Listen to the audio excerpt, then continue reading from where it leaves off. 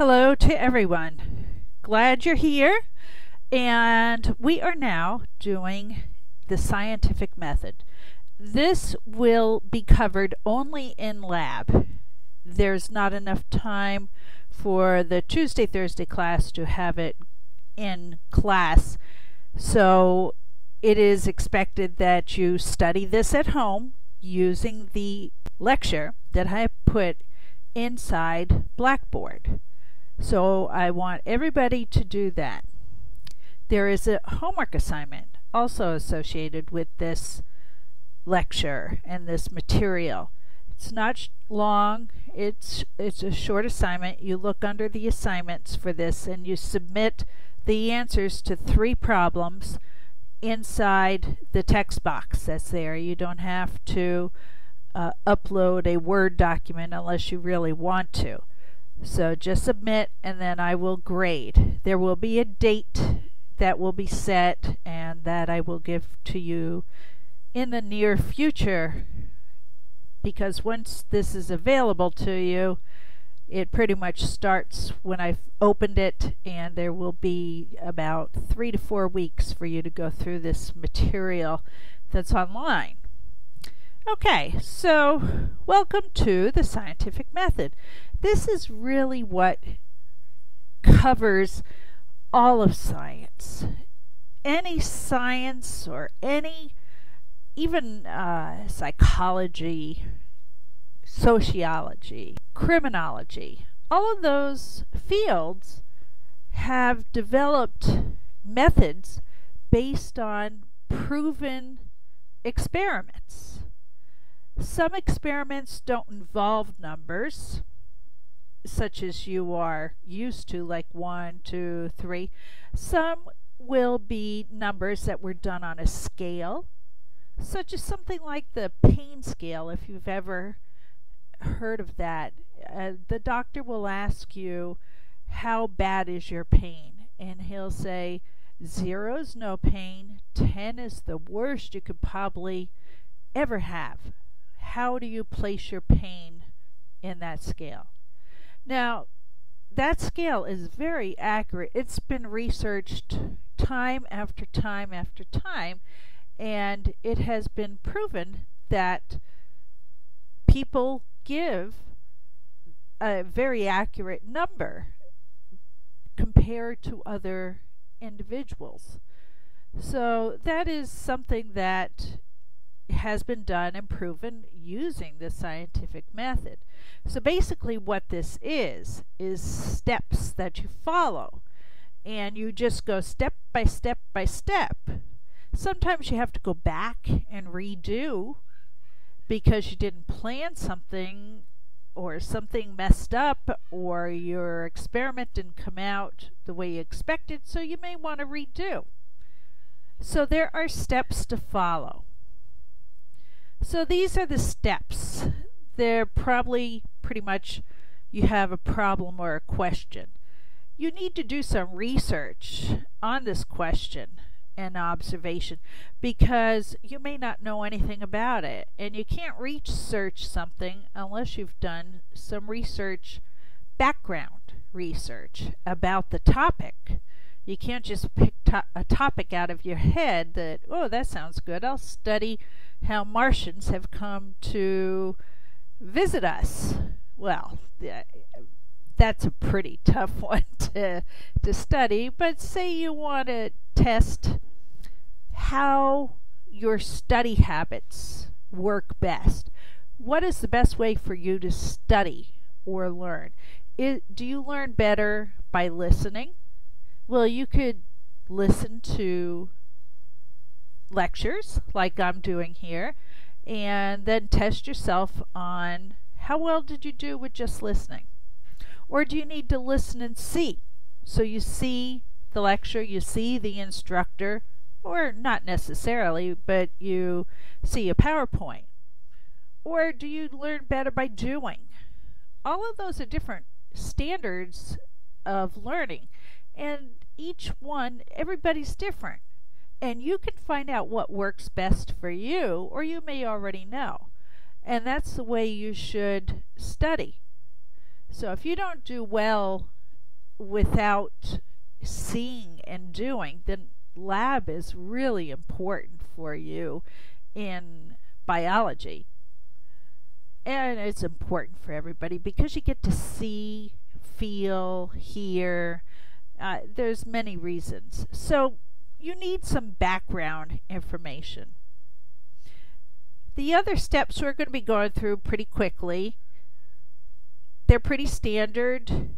My lecture online, I have discussed each of these steps, and I have a link for a website that gives you wonderful information to help you plan a research topic, which I'm going to have you do in class. Simple, not a hard one. I don't expect you to carry out the research, but I do want you to learn how to write a hypothesis and see what type of experiment you can develop from it.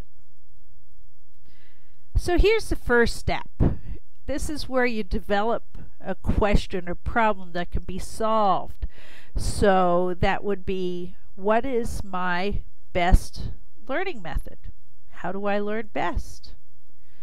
You can do that through experimenting just with yourself. Or you may want to test the entire class. Well, that can be done too. So the best thing for you to do as a student who doesn't have a lot of knowledge in that area is do some background research.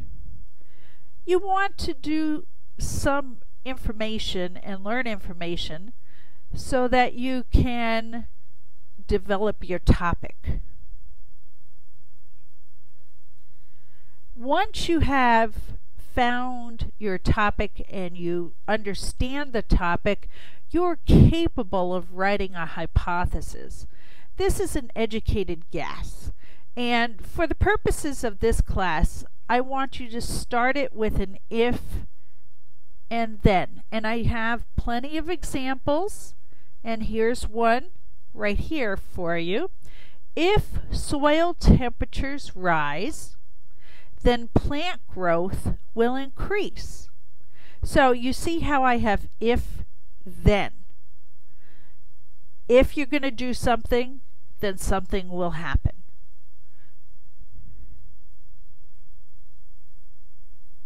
Then you're ready to do your experiment. And you have to follow a very set procedure, because if you don't, you won't have anything to prove or be able to prove that you studied this correctly. Materials need to be included, and you must have some kind of planned outcome that is measurable, quantifiable.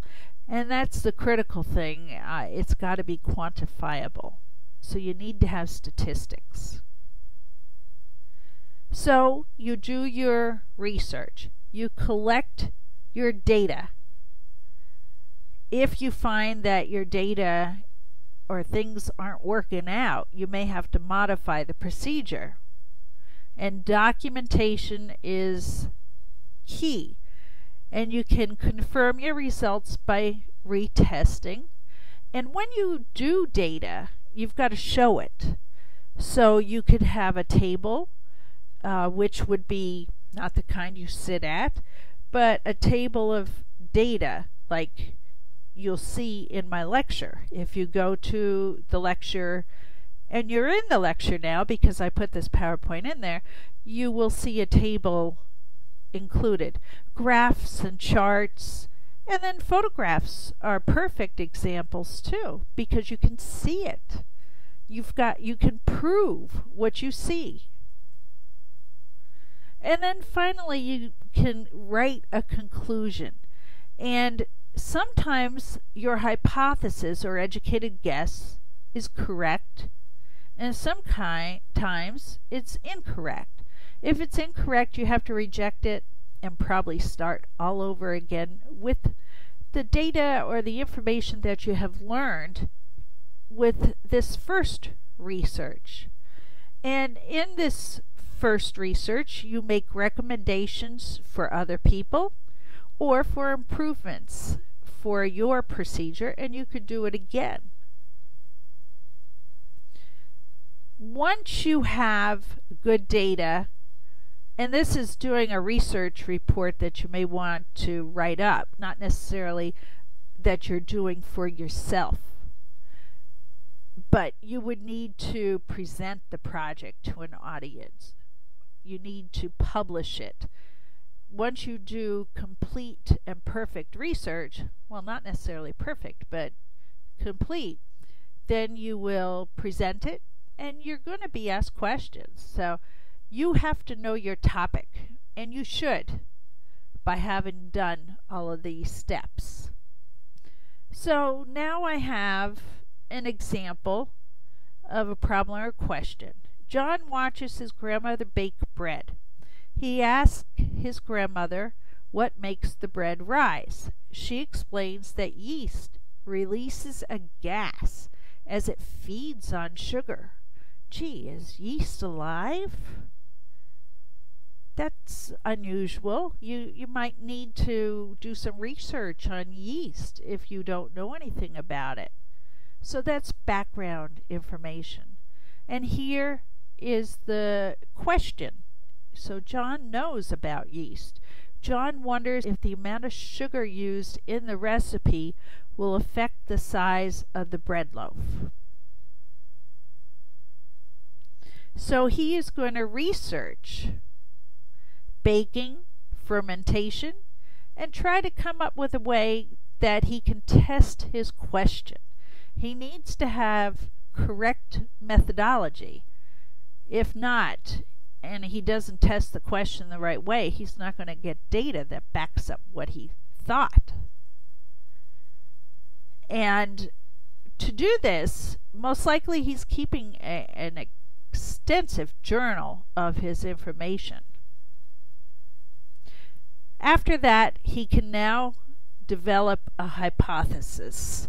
So he can develop his test. And here he has, if more sugar is added, then the bread will rise higher. So that is an educated guess. And here are two other variables that are defined and very important in doing the research.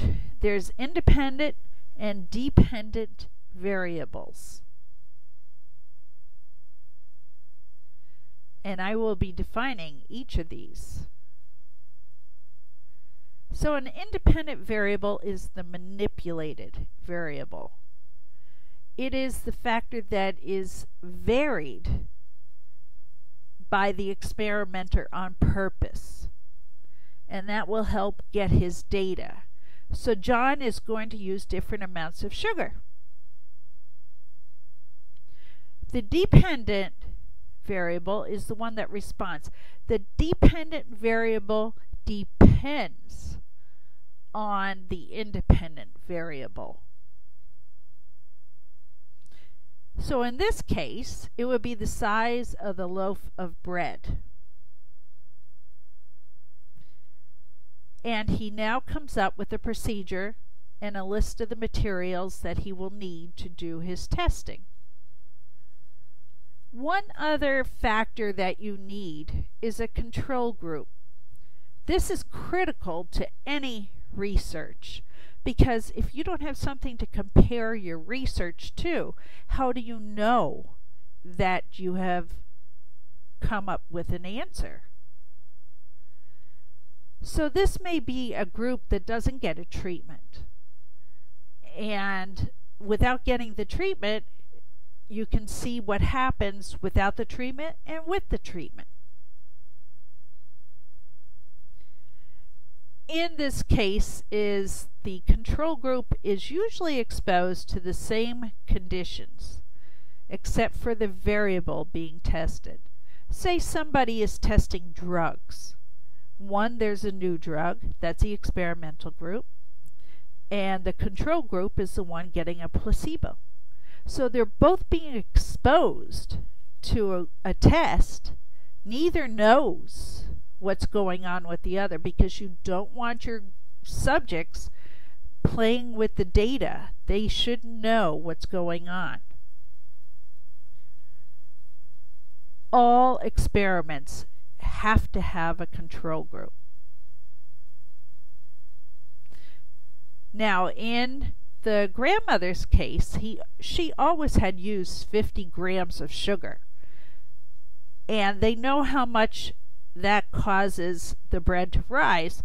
So in this case, that is going to be his control.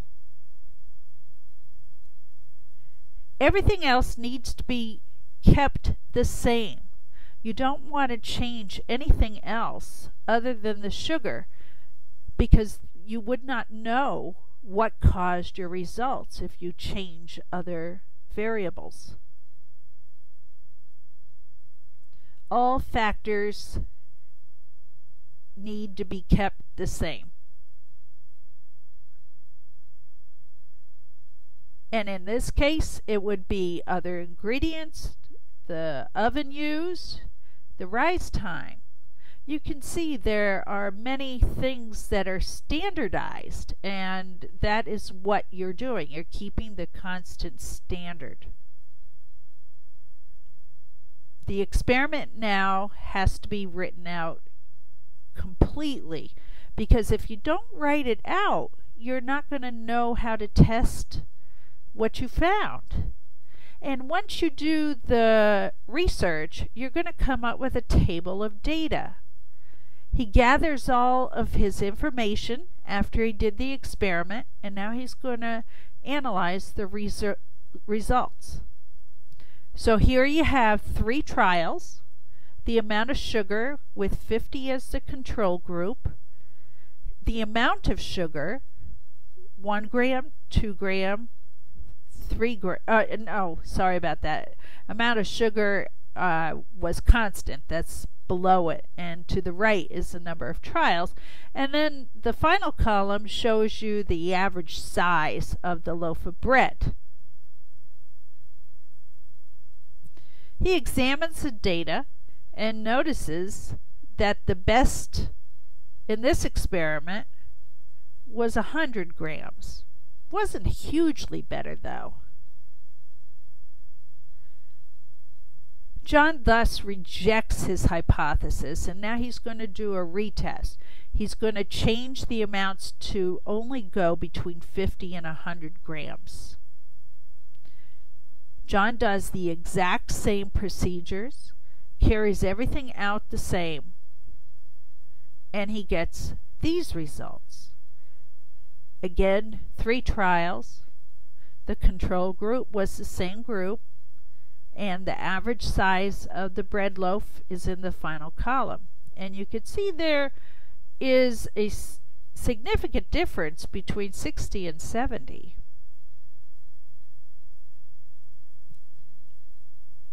So this time he accepts his hypothesis that 70 is what produces the largest loaf.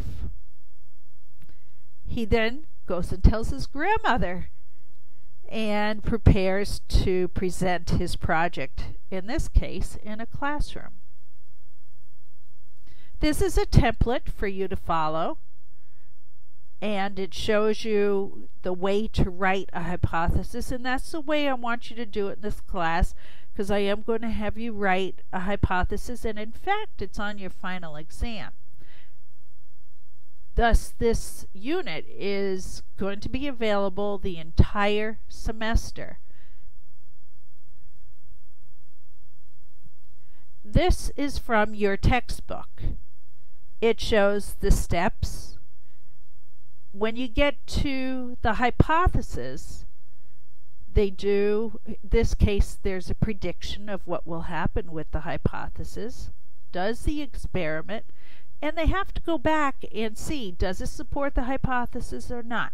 If it doesn't, you revise, come up with a new hypothesis, and retest. So you can have a cycle, and this could go on, such as in testing for AIDS. There are so many research experiments going on, and there's no answer after 1 time, 2 times, 3 times. their experiments just evolve and keep changing until they find the right answer, and they have not as of yet.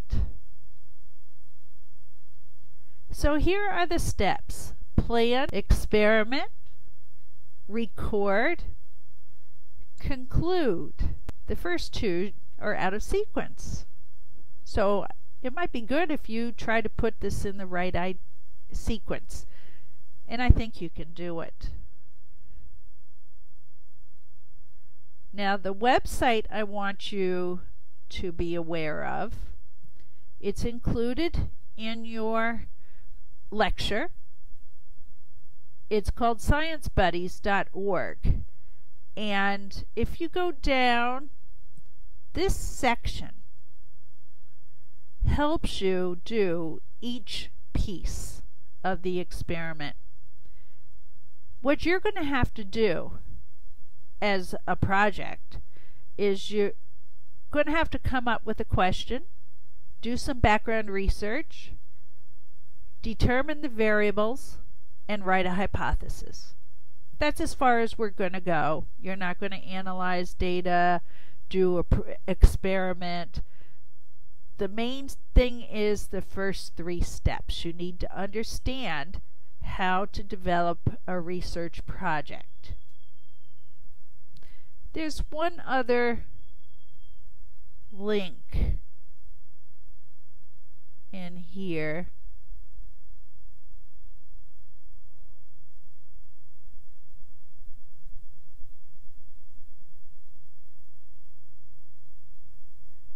And this page is also very interesting.